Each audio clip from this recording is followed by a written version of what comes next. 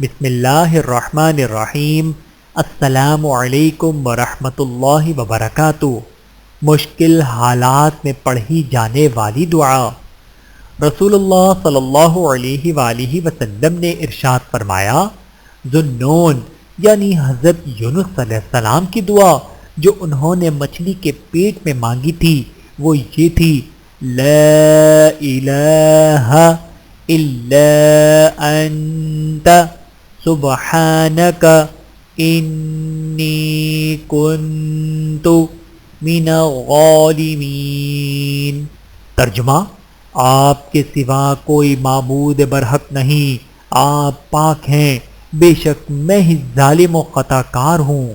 کیونکہ یہ ایسی دعا ہے کہ جب بھی کوئی مسلمان شخص اسے کسی مشکل میں پڑھ کر دعا مانگے گا تو اللہ سبحانہ و تعالی اس کی دعا ضرور قبول فرمائیں گے۔ بحوالہ سنن ترمذی حدیث نمبر 3505۔ اللہ تعالی ہم سب کو احادیث مبارکہ پہ عمل کرنے کی توفیق عطا فرمائے، آمین ثم آمین۔